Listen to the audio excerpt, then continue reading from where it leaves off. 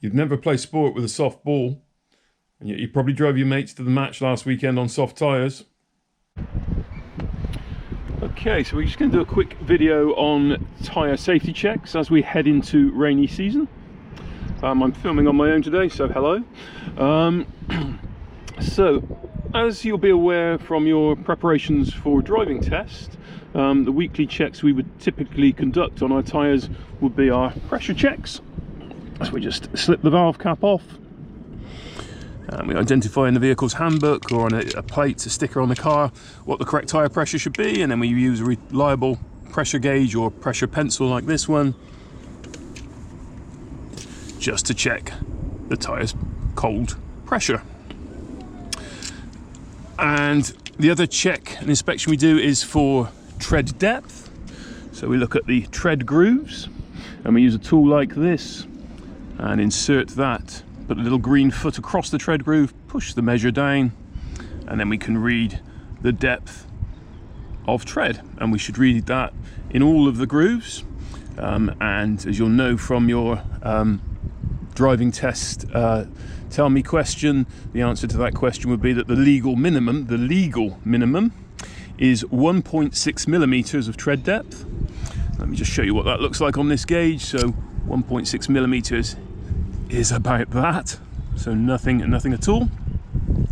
But it's 1.6 millimeters across the center 3/4 width of the tire and around its entire outer circumference.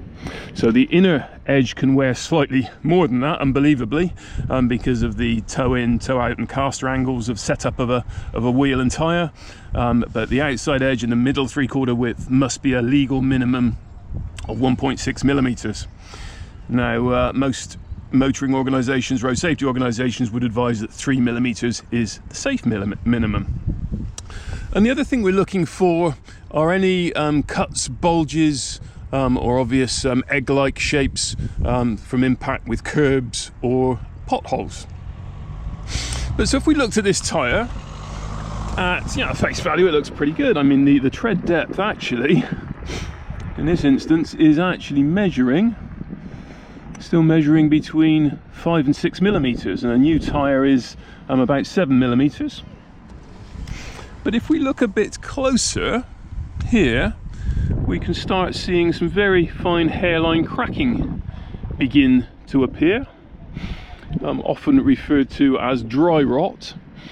I don't know if that's its technical term, but certainly some deterioration, and it would imply hardening of the rubber. And if we look a bit closer again, we can see the date stamp of the tyre in this little lozenge here. Got a 4-digit date stamp. I'll try and colour that to make it a bit more obvious on the camera.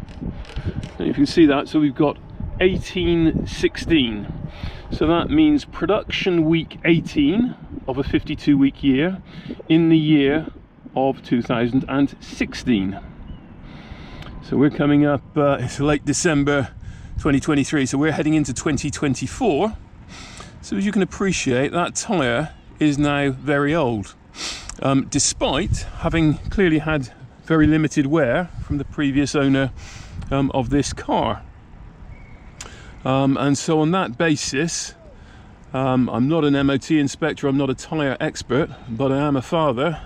So this car will now be receiving 4 new tyres in readiness for the rainy season. Because not only can these cracks expand and split, particularly if we have impact with potholes at this time of year, but also the rubber itself will have age hardened, and so its grip and adhesion, particularly in these colder winter months, will be much less, and the reduce of spinning wheels will increase.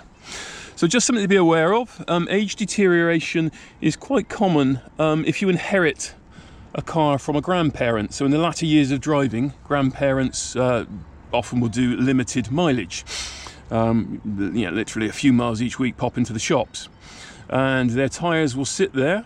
If the car is garaged as well, it'll be protected in many ways, but they will be aging significantly.